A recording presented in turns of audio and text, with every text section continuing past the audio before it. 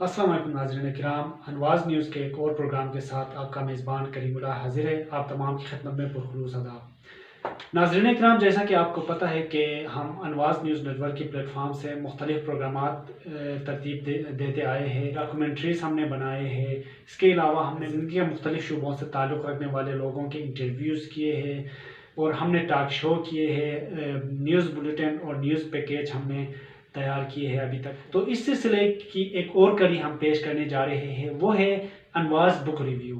اس کا بنیادی مقصد یہ ہے کہ ہمارے نوجوانوں کے اندر چونکہ کتاب بینی کا رجحان کم سے کم ہوتا جا رہا ہے، اور ضرورت اس امر کی ہے کہ ہم اپنے نوجوانوں کو دوبارہ سے کتابوں کے ساتھ ان کو جوڑ سکے، کتابوں کی جانب ان کو راغب کر سکے۔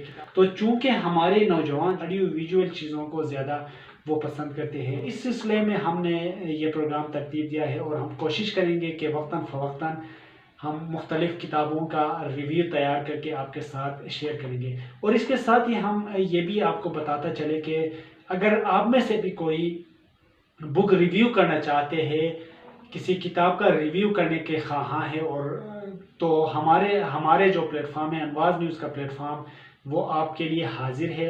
تو اس سلسلے کی جو پہلی کڑی ہے وہ ہمارے سامنے ہے، ایک کتاب ہے چترال اور گلگت بلتستان کے اسماعیلی، اور اس کے مصنف جو ہے وہ ڈاکٹر عزاللہ نجیب ہے۔ یہ کتاب 2018 میں شائع ہوئی تھی، پہلا بک ریویو ہے۔ آئیے دیکھتے ہیں کہ ڈاکٹر عزاللہ نجیب کی اس کتاب میں کیا ہے، کیا مواد ہے، اور پھر کتاب کے آخر میں ہم اس کا ایک بہت ہی سخت انداز سے اس کو کرٹیکل انالیسس کرنے کی کوشش کی ہے۔ آئیے آپ کو لے کے چلتے ہیں بک ریویو کی جانب۔ اس کتاب کا نام ہے چترال اور گلگت بلتستان کے اسماعیلی، اور اس کا جو مصنف ہے وہ ہے ڈاکٹر عزیز اللہ نجیب۔ سال اشاعت ستمبر 2018 عیسوی 1439 ہجری۔ یہ ڈاکٹر عزاللہ نجیب صاحب کی تصویر ہے۔ ڈاکٹر عزاللہ نجیب کا شمار تاریخ کے نامور محققین میں ہوتا ہے۔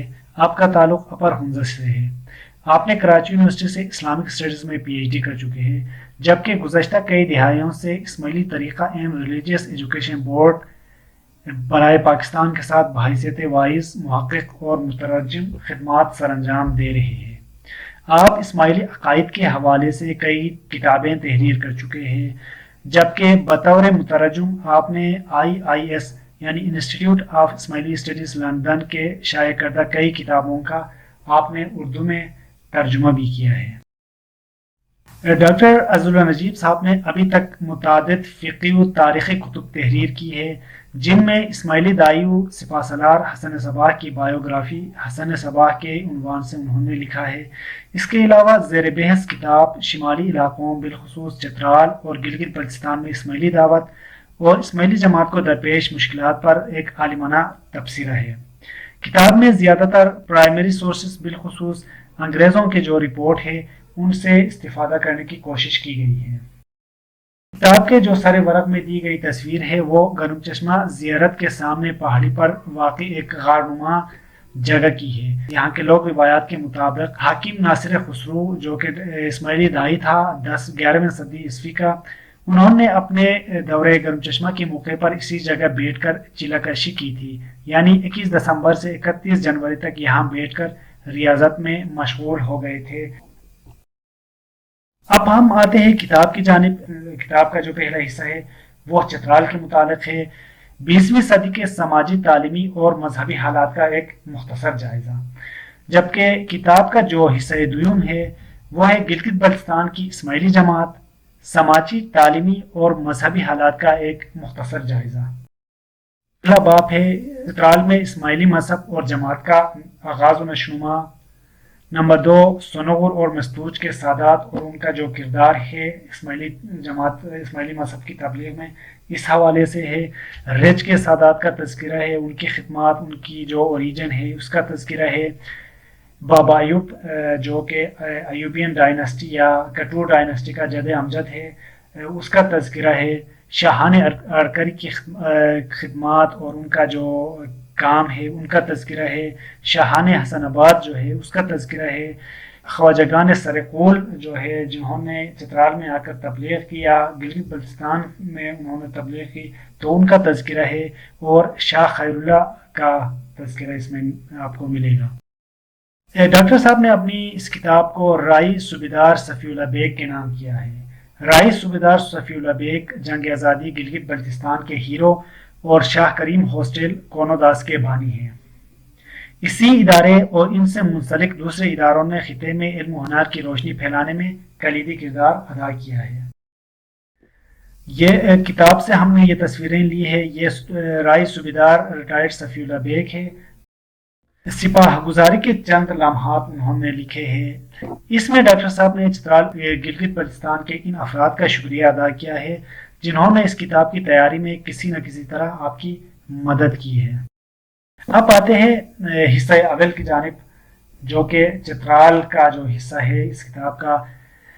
اس چیپٹر کا آغاز ایک مختصر مگر جامع تمہید سے کیا گیا ہے، جس میں مصنف یہ بتانے کی کوشش کی ہے کہ یہ کتاب محض اسماعیلی تاریخ پر مبنی ہے۔ جرنل جو تاریخ ہے اس پر بہت مجبوری کے علاوہ جنرل تاریخ کو اس میں شامل نہیں کیا گیا ہے۔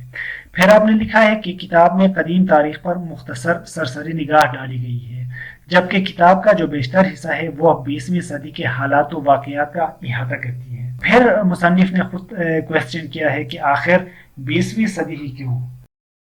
انہوں نے لکھا ہے کہ 20ویں صدی کو زیر بحث لانے کی 3 بنیادی وجوہات ہیں۔ ان میں سے 1891 میں برٹش انڈیا نے ریاست ہنزا پر قبضہ کر لیا۔ یہاں اسماعیلی پاپولیشن 95% تھی، غزر پر پہلے ہی قابض ہو چکے تھے، جہاں اسماعیلی 80% کے لگ بھگ تھے، جبکہ 1895 میں چترال پر بھی انگریزوں کا قبضہ ہوا اور ریاست کے حصے بکھرے کر دیے گئے، جس کے اس اثرات اسماعیلی آبادی پر براہ راست مرتب ہوئے۔ دوسری وجہ ڈاکٹر صاحب نے یہ بتایا ہے کہ اس دوران گلگت اور چترال کے اسماعیلی جماعتوں کی زندگیوں میں کچھ پیش رفتیں ہوئی۔ گلگت پر اس کے اثرات مثبت اور چترال پر اس کے منفی اثرات مرتب ہوئے، جو پیش رفت ہوئی اس کا۔ گلگت اور ہنزا میں سکولوں اور دوسرے اداروں کے قیام سے ترقی کے نئے دور کا آغاز ہوا۔ چترال میں اسماعیلیوں کے گرد گھیرا تنگ کر دیا گیا۔ تو ان 3 وجوہات کی وجہ سے ڈاکٹر صاحب کے بقول انہوں نے 20ویں صدی کو زیادہ سے زیادہ فوکس کیا ہے اس کتاب میں۔ منابع یا سورسز، ریسرچ کے لیے منابع کی اہمیت و افادیت پر ڈاکٹر صاحب نے روشنی ڈالی ہے، اور اس کے علاوہ اس کتاب کی تیاری میں استعمال ہونے والے سورسز کا بھی تذکرہ ہے۔ تو اس میں اسماعیلی سورسز میں سے زیادہ تر جو سورسز ہے وہ یا تو مختلف فیملیز کے پاس جو شجر نسب وغیرہ ہے اور جو زبانی روایات ہے ان سے استفادہ کیا گیا ہے، اور جو نان اسماعیلی سورسز ہیں ان میں انگریزوں کے رپورٹ ہو گئے، ٹیلی گرام ہو گئے، مہتر صاحب کے جو جتنے بھی مہتران کے رپورٹ اور ان کے جو حکم نامے وغیرہ ہے ان کو زیر بحث لایا گیا ہے۔ پہلا باب جو ہے کتاب کا چترال میں اسماعیلی جماعت کا آغاز و نشوما، اس کے حوالے سے چترال کے اندر جو مختلف زبانی روایات ہے اس کو بیان کرنے کی کوشش کی گئی ہے۔ اس باب میں چترال میں اسماعیلی عقیدے کی آمد کے حوالے سے یہاں کی زبانی روایات اور خصوصیت سے گرم چشمہ میں پیر ناصر خسرو کی چلاکشی کی یاد میں تعمیر شدہ زیارت اور اس سے ملتی جلتی جتنے بھی روایات ہے اس کو بیان کیا ہے انہوں نے۔ یہ عیش دوابہ گرم چشمہ میں واقع نامور اسماعیلی دائی ناصر خسرو سے منسلک ایک زیارت ہے۔ یہاں پر بنیادی سوال یہ پیدا ہوتا ہے کہ کیا حاکم ناصر خسرو بنفس نفیس خود اس علاقے میں آیا تھا، خود گرم چشمہ میں آیا تھا؟ ڈاکٹر صاحب نے بھی کئی ایک جگہوں پر یہ کویسچن کیا ہے کیا ناصر خسرو خود آئے تھے، اور اس کے علاوہ انہوں نے ایک زبانی روایات میں جو خواجہ عمر یونگی اور سید سہراب ولی بدخشانی کا تذکرہ ملتا ہے، ان کے متعلق کہا جاتا ہے کہ وہ ناصر خسرو کے شاگرد تھے اور ناصر خسرو کے بعد جو ہے انہوں نے دعوت کے سلسلے کو آگے بڑھایا۔ یہ اب یہاں کی مقامی روایت ہے۔ اس کے متعلق ڈاکٹر صاحب کا موقف ہے کہ جدید محققین کے مطابق سید سہراب ولی 1452 کے عرصے کی شخصیت ہے، جبکہ ناصر خسرو کا زمانہ 1004 کے بعد کا ہے۔ ڈاکٹر صاحب نے سوال اٹھایا ہے کہ ان 300 برسوں میں اس میں دعوت کی ذمہ داری کون نبھا رہے تھے؟ اس حوالے سے کوئی مستند دستاویز ہمارے پاس موجود نہیں۔ دوسرے چیپٹر میں چترال کے معاملات میں انگریزوں کی مداخلت اور اسماعیلیوں کو جو مشکلات درپیش ہوئی، اسماعیلیوں کو جن مشکلات کا سامنا کرنا پڑا، اس کا تذکرہ ہے۔ چترال میں 20ویں صدی کے پہلے صفحے اشرے میں اسماعیلیوں پر کیا بھی تھی، کس طرح ریاست چترال کے حکمرانوں نے زبردستی مذہب تبدیلی کی مہم چلائی، اس باب میں اس پورے قضیے پر تفصیل سے بحث کی گئی ہے۔ ساتھ ہی یہ بھی بتایا گیا ہے کہ اس عرصے میں انگریز یا تو خاموش تماشائی کا کردار نبھا رہے تھے یا پھر وہ بھی پس پردہ مہتران چترال کو سپورٹ کر رہے تھے۔ اس کے علاوہ اس کتاب کے اندر 1852 میں مہتر امان الملک کی وفات کے بعد تخت چترال کے لیے جو مہتر کے بیٹوں اور بھائیوں کے درمیان جو طویل خونی معرکہ ہوا، اس کا تذکرہ موجود ہے۔ 30 اگست 1852 کو امان الملک وفات پاتے ہیں۔ اس وقت نظام الملک جو کہ ولی عہد تھا، وہ یسن کا گورنر تھا، جبکہ والد کی وفات کے وقت افضل الملک ان کے پاس موجود تھا۔ انہوں نے فوراً تخت پر قبضہ جما لیا، اور ڈاکٹر صاحب نے لکھا ہے کہ اپنے 3 بھائیوں شہزادہ شاہ ملک، بہرام ملک اور وزیر الملک کو اپنے پاس بلا کر قتل کر دیا۔ اس کے 2 ماہ اور 9 ہی دن ہوئے تھے کہ ان کا جو چچا ہے اور امان الملک کا جو بھائی ہے شیر افضل، وہ حملہ آور ہوئے۔ مہتر افضل الملک کا قتل ہوا، اور سردار نظام الملک جو ہے اس وقت انگریزوں سے مدد طلب کی۔ تو یہ جو تذکرہ ہے وہ تخت چترال کے لیے جو لڑائی لڑی گئی مہتر کے فیملیز کے درمیان، اس کا تذکرہ ہے۔ پھر 16 دسمبر 1852 کو نظام الملک مہتر بن جاتے ہیں۔ امیر الملک جو کہ نظام الملک کا ایک اور بھائی تھا، افغانستان میں جلا وطن تھا، انہیں چترال بلایا، جس نے بروز کے مقام پر اپنے ایک کلاش خادم کی مدد سے مہتر نظام الملک کو قتل اور خود مہتر بن گیا۔ اس کے علاوہ اسی دور میں عمرہ خان افجندول اور شیر افضل مل کر امیر الملک کے خلاف الگ الگ محاذوں پر لڑتے رہے۔ پھر قلعہ چترال کا محاصرہ ہوا، جو کہ کوئی 45 دن تک وہ محاصرہ جاری رہا۔ انگریز جو رابرٹسن اور دوسرے جو انگریز وہاں سے آئے تھے، گلگت سے کمک لے کے آئے تھے، وہ بھی محصور ہو گئے، اور کوئی 45 دن تک وہ قلعہ چترال میں محصور ہیں۔ اس کے بعد جو ہے جب 19 اپریل 1895 کو وہ جو محاصرہ ہے وہ ختم کر دیا گیا، اور افضل الملک اور دوسرے جو لوگ تھے وہ یہاں سے فرار ہو گئے، تو انگریزوں نے شجاع الملک کو، جو کہ امان الملک کا ایک چھوٹا بیٹا تھا، کوئی 14 سال کا بیٹا، اس کو تخت کیا، جو آگے آنے والے 1895 سے لے کر 1936 تک وہ متار رہے۔ تو انہوں نے لکھا ہے کہ ہمارا جو مین موضوع ہے وہ شجاع الملک ہے، اور پھر کویسچن کیا ہے کہ شجاع الملک کیوں؟ شجاع الملک کے دور ہی کے اندر بغاوت مستوج ہوتی ہے۔ مستوج میں ایک بغاوت ہوتی ہے، کہانی عشور کی، عشور نہیں دیتے یہ لوگ، عشور چونکہ ریاستی ٹیکس تھا، اور اپر چترال خصوصاً مستوج کے لوگوں نے عشور دینے سے انکار کر دیا، اور پیر بلبل شاہ کی قیادت میں انہوں نے ایک منظم بغاوت کی۔ تو اس کا تذکرہ ہے، اور پیر بلبل شاہ کی شخصیت کیا تھی، اس کا تذکرہ اس کتاب میں ملتے ہیں کہ وہ اس کی پوری تحریک کے اندر جو ریلیجیو پولیٹیکل تحریک تھی اس کا تذکرہ موجود ہے۔ انہوں نے کس طرح ایک مومنٹم ڈیولپ کیا، کس طرح انہوں نے لوگوں کو موبلائز کیا، اور کس طرح ان کے خلاف دوسرے لوگ سازش کر رہے تھے، جو جاسوسی ہو رہی تھی، اس کا بھی تذکرہ ہے۔ یہ بغاوت چونکہ ناکام ہوئی، اس وقت تک ریاست چترال یا متران چترال نے اسماعیلیوں کے خلاف مذہبی طور پر کوئی ڈسکرمنیشن نہیں کی تھی، یا کوئی ایسے واقعات رونما نہیں ہوتے۔ اس کے بعد یہ ڈسکرمنیشن کا زمانہ آتا ہے، اور اسماعیلیوں کو بزور طاقت مذہب تبدیل کرنے پر مجبور کیا جاتا ہے ریاست کی جانب سے۔ اس میں ڈاکٹر صاحب نے لکھا ہے کہ کچھ مخفی ہاتھ بھی اس میں انوالو تھے، خصوصاً حسن نظامی، مولانا شوکت علی اور مرزا محمد غفران کے درمیان اسماعیلیوں کے حوالے سے مختلف خط و کتابت ہوئی، اور ان خط و کتابت کا بھی انہوں نے ان کو نوٹ بھی کیا ہے، انہوں نے ان کو نقل بھی کیا ہے اس کتاب کے اندر۔ اسی عرصے میں 1924 میں شجاع الملک صاحب حج کے لیے روانہ ہوتے ہیں۔ اپنے سفر حج کے دوران بمبئی میں وہ سلطان محمد شاہ، جو کہ اسماعیلیوں کا 48ویں امام تھا، ان سے ملتے ہیں، اور اس کے علاوہ مہتر شجاع الملک کے حوالے سے ڈاکٹر صاحب نے ڈاکٹر عزیز نجیب نے لکھا ہے کہ وہ ڈویل اسٹینڈرڈ یا دو رخا حکمران تھا. ان کے اور لیڈی علی شاہ کے درمیان خط و کتابت جو جتنی بھی ہوئی ہے ٹیلی گرام کے ذریعے ان کو اس کتاب میں نقل کیا گیا ہے.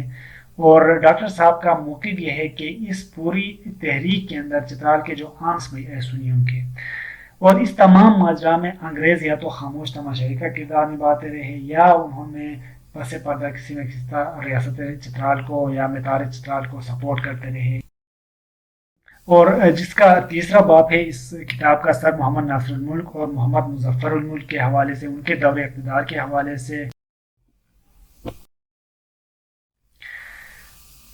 آگے جا کر اس رپورٹ میں لکھا ہے اور وہ اپنے مقاصد کے حصول کے خاطر مولویوں کے خلاف اقدامات اٹھاتا تھا. مظفر الملک ظلم و جبر کے تمام الزامات کا انکار کرتے ہوئے بھی تسلیم کرتا ہے کہ گزشتہ 2 سالوں کے دوران تورکھو میں مولویوں کے تقریباً 300 گھرانوں کو سنی بنا دیا گیا. تاہم اس نے تسلیم کیا کہ ان دیہاتوں میں جہاں یہ دونوں مذاہب ایک ساتھ رہتے ہیں مذہب تبدیل کرانے کی حوصلہ افزائی کرنا ان کی پالیسی ہے. وہ عذر یہ پیش کرتے ہیں کہ مذہبی اختلافات مسلسل جھگڑے اور سماجی ناموافقیت پیدا کرتے ہیں.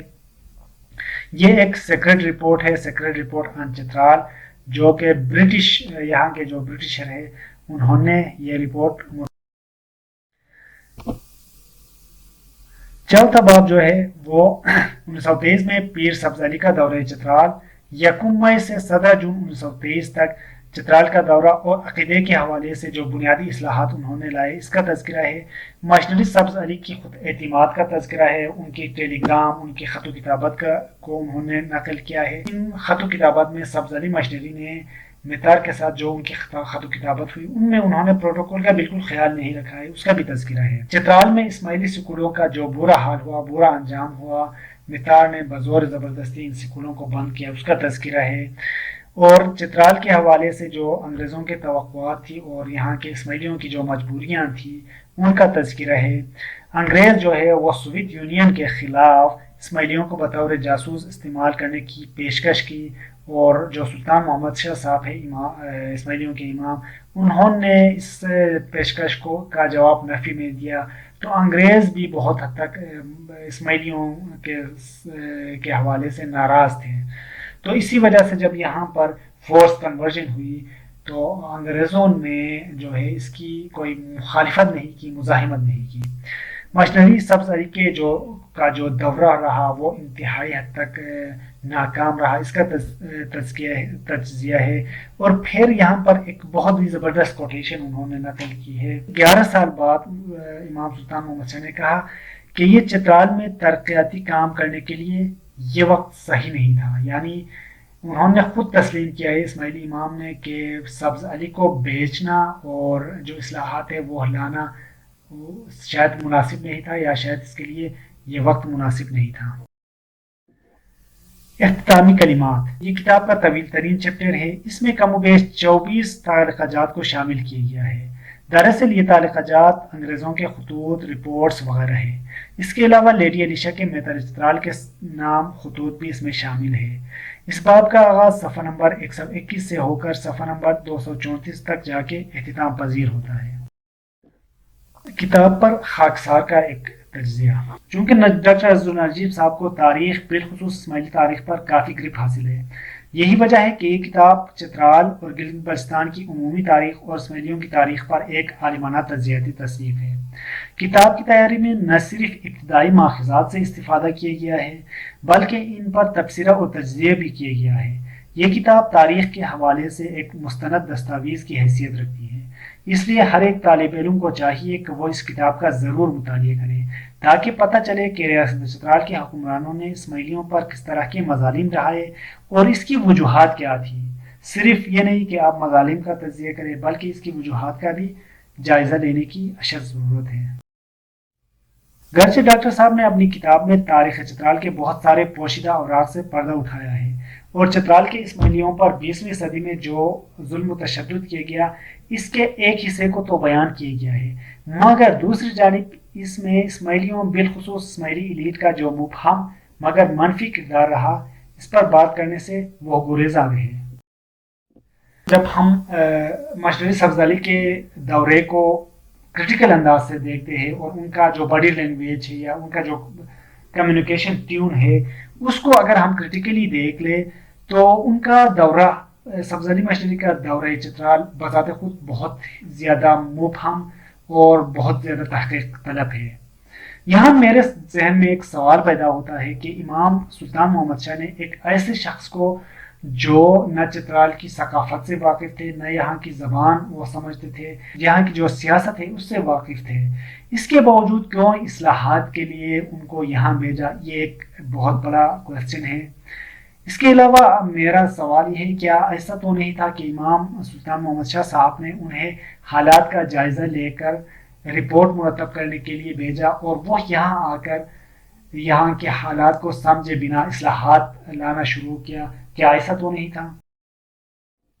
اس کے علاوہ 1917 میں پیر بلبل شاہ نے جو بغاوت کی تھی وہ دراصل ان کی بغاوت ناکام ہو گئی. اس بغاوت کے حوالے سے بھی بہت سارے تجزیہ نگاروں کے مختلف آراء ہیں. کچھ کا خیال ہے کہ پیر بلبل شاہ کو کوئی دوسرے لوگ اپنی سیاسی مقاصد کے لیے استعمال کر رہے تھے, خصوصاً خوش وقت جو ڈائنسٹی تھی, چونکہ پیر بلبل شاہ کا اور جو خوش وقت فیملیز کے لوگ کے یا خوش وقت ڈائنسٹی کے لوگ جو ہے ان کے ساتھ فیملی ریلیشن تھا. 1910 میں جا کر مستوج کا جو پورا علاقہ ہے وہ مہتار شجاع الملک کے حوالے کر دیا گیا. تو اس میں دو رائے ہیں. ایک رائے یہ ہے کہ جو خوش وقت ڈائنسٹی ہے وہ پیر بلبل شاہ کو استعمال کر رہے تھے. دوسری رائے یہ ہے کہ شاید پیر بلبل شاہ خود حکمران بننے کے چکر میں, چونکہ وہ پاپولر تھے, وہ کمیونٹی کے اندر بہت ہی متحرک شخصیت تھے, ان کی ایک اپنی بڑی ایک شخصیت تھی, تو اس وجہ سے وہ اپنی اس شخصیت کو استعمال کرتے ہوئے خود حکمران بننا چاہتے تھے. یہ بھی ایک رائے ہے. لیکن ڈاکٹر صاحب نے اپنی کتاب میں ان دونوں جو ایشوز ہے اس کا تجزیہ نہیں کیا ہے. ڈاکٹر عزیز نجیب صاحب بھی ایک روایتی عقیدت مند مبلغ یا آپ یوں سمجھ لیں کہ وہ ایک مولوی ہے, اس لیے انہیں بھی دوسروں کی غلطیاں تو نظر آئی مگر اپنے گریبانوں میں یا اپنی غلطیوں کا ان کو ادراک نہیں ہوا, اپنی غلطیوں کو انہوں نے نہیں مانا. اگر مانتے تو پھر یہ ایک زبردست تجزیاتی کتاب بن جاتی. حقیقت یہ ہے کہ پیر بلبل شاہ کے ریلیجیو پولیٹیکل تحریک اور مشرف افضالی کی غیر پارلیمانی طرز گفتگو اور انداز بیان اصلاحات نے چترال کی تکثیریت پر مبنی رنگارنگی سے بھرپور ثقافتی معاشرے میں مسلکی نزاع کی داغ ڈالی گئی, جس کا خمیازہ آج تک پوری قوم بھگت رہے ہیں. حقیقت یہ بھی ہے چترال میں تفرقہ بازی کی داغ ڈالنے والے کٹور حکمران نہیں تھے, بلکہ ان سے زیادہ 3 افراد کا کلیدی کردار ہے جس کے اوپر دور جدید کے اسٹوڈنٹس کو, ریسرچرز کو اس کے اوپر تحقیق کرنے کی ضرورت ہے. ان میں سے پیر بلبل شاہ کا کردار ہے. پیر بلبل شاہ نے اپنے مومنٹ کے اندر, اپنی تحریک کے اندر اسماعیلی عقیدے کو انہوں نے ایکسپلائٹ کیا, انہوں نے یہ میسج دینے کی کوشش کی کہ مجھے اسماعیلی امام کی جانب سے یہ حکم آیا ہے, تو اس وجہ سے, اور انہوں نے عشور دینے سے انکار کیا کہ ہم اپنے امام کو دیتے ہیں, تو اس وجہ سے یہاں پر ایک تفرقہ بازی کا آغاز ہوا. اس کے علاوہ مشرف افضالی کے کا جو ٹیون ہے اور ان کا جو انداز بیان ہے اس نے یہاں کے حالات کو بہت زیادہ خراب کیا. اس کے علاوہ مرزا محمد غفران جو ہے ان کا کردار بھی انتہائی حد تک مشکوک ہے, کیونکہ وہ شجاع الملک کے انتہائی قریب تھے, اس لیے بہت ممکن ہے کہ انہوں نے شجاع الملک کو ان کے کان بھر لیے ہو, انہوں نے ان کو مزید جو فورس کنورژن ہے اس کی طرف متوجہ کیا ہو, تو اس پر تحقیق کرنے کی ضرورت ہے. ایک اور مسئلہ جس کی جانب ڈاکٹر صاحب نے توجہ نہیں دی وہ یہ کہ دعوت قدیم اور دعوت جدید کے حامیوں کے درمیان ایک کشمکش تھی. جو پرانے پیر و خلیفہ صاحبان تھے اصلاحات کے سرے سے مخالف تھے, جبکہ نئی لیڈرشپ نے اصلاحات کو جلد از جلد قبول کرتے رہے اور قدیم ایام سے چلے آنے والے انفارمل اداروں کو ایک جنبش قلم ختم کر دیا گیا. سب سے اہم بات یہ ہے کہ جدید ادارہ جاتی اصلاحات نے چترال میں اسماعیلی طریقے کو مستحکم کیا یا کمزور, اس سلسلے میں کتاب کچھ بھی بتانے سے قاصر ہے. اس کے علاوہ بعد میں یہاں کی اسماعیلی جو لیڈرشپ ہے انہوں نے عقیدے کو بطور ٹول سیاست کے لیے استعمال کیا. اس حوالے سے بھی کوئی تنقیدی جائزہ پیش نہیں کیا گیا. بالخصوص پاکستان بننے کے بعد ریاست سے آزادی کے لیے چترال میں جو تحریک چل رہی تھی، اس میں اسماعیلی لیڈرشپ کا کردار انتہائی متنازع ہے، اور اکثر جگہوں پر اسماعیلی لیڈرشپ نے ریاست بچاؤ مہم میں مہتران چترال کی حمایت کی، اس پر بات نہیں کی گئی، جس کی وجہ سے تاریخ کے اہم گوشے ہماری نظروں سے اوجھل رہے۔ جی ناظرین اکرام، آپ نے آج کا ہمارا جو بک ریویو ہے آپ نے دیکھ لیا۔ آپ کو کیسا لگا؟ اپنے قیمتی آراء سے ہمیں نوازیے گا۔ اگر یہ ویڈیو آپ کو پسند آئے تو اس کو لائک کریں، شیئر کریں، اپنے دوستوں کے ساتھ شیئر کریں، اور ساتھ ہی ساتھ ہمارے جو یوٹیوب چینل ہے اس کو بھی سبسکرائب کریں، اور جو بل کا آئیکن ہے وہ دبا دیں، تاکہ آنے والے اچھے اچھے ویڈیوز آپ تک پہنچتے رہیں۔ اپنے میزبان کریم اللہ کو دیجیے گا اجازت۔ خدا حافظ و نگہبان۔